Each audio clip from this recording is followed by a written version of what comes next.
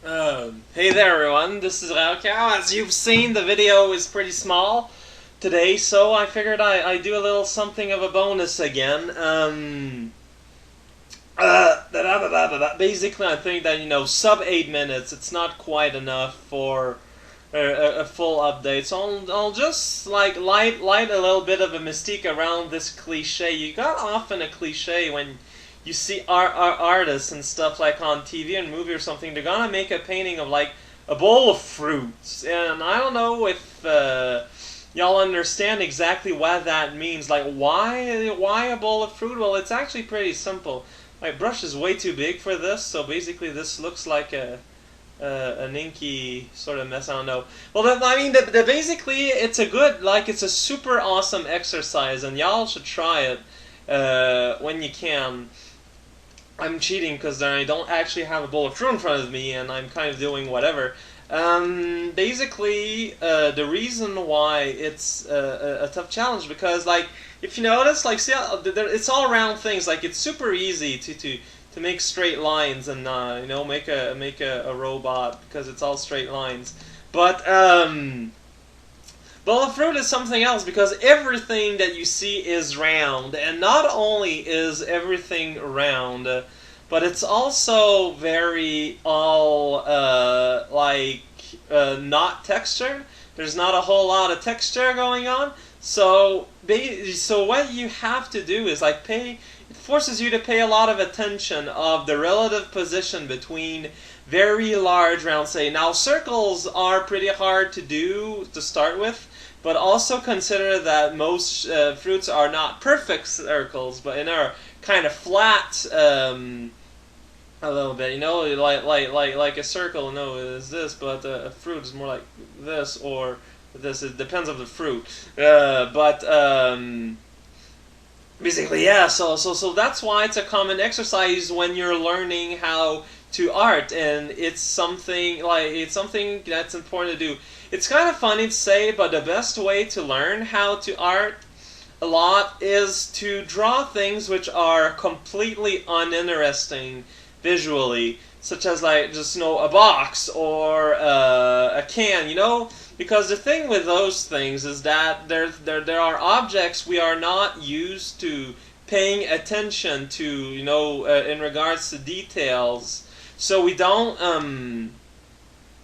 we don't typically pay attention to them. So it forces you to actually, exactly pay attention to the object itself. Unfortunately, in my little home office here, I don't really have anything literally around unless I could. I don't. Well, I don't. Well, there are a lot of complex objects, but too complex for the scope of this little problem. I don't want this to be too long either. But yeah, basically, if you're interested in drawing, really, you don't need to go and get super fancy. Literally, go in your kitchen and collect, I don't know, make it an exercise. 3 objects that all start with S. Okay, just like that, and then you plunk them on the table, no order. You don't carefully place. Just drop them prone like that on the table like that, and draw that. That's the best way to learn how to draw, is to look at things which are not interesting, because like I said, it forces you to actually look at objects. Because typically what happens when you're sitting out to draw something, it's that you're drawing an object, yes, but you're not actually drawing the object. You are drawing what your mind thinks is the object, and not the object itself. The brain is really, really good at making visual shortcuts. For example, let's say you got a face. He's gonna say, okay, well, a face, it has. It's kind of round, and okay, so there's eyes, and there's a nose, there's a mouth, and there's hair. And that's a face. No, that's not true, because we got a forehead, and the eyes really, if I make another thing, the eyes are about in the middle. and our forehead's about this, and the hair is on top of that, and ears. No, it's all very mathematical. Humans are very mathematical. Every living things are very mathematically set out. But the thing is, because like the brain, it likes to store patterns, but it doesn't like emptiness. So when it sees that, oh no, I got rid of my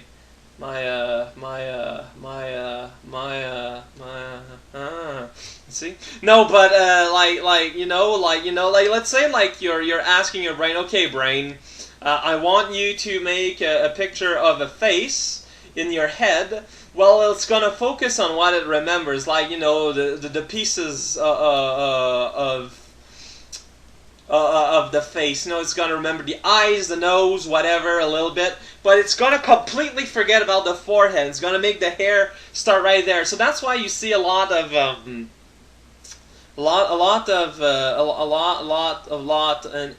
even more.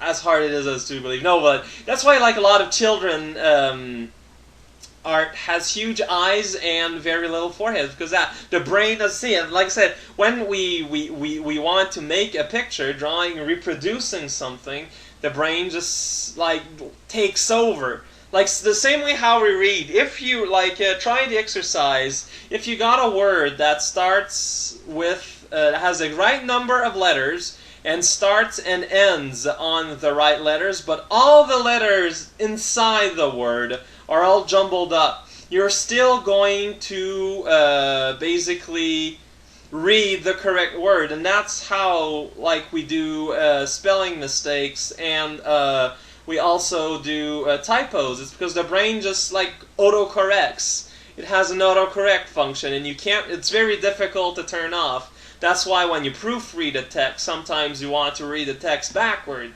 because in that sense you're removing the sense and the context. So the brain can't do the whole do the whole hokey pokey and turn itself about, or autocorrect, depending on how you're rigged up.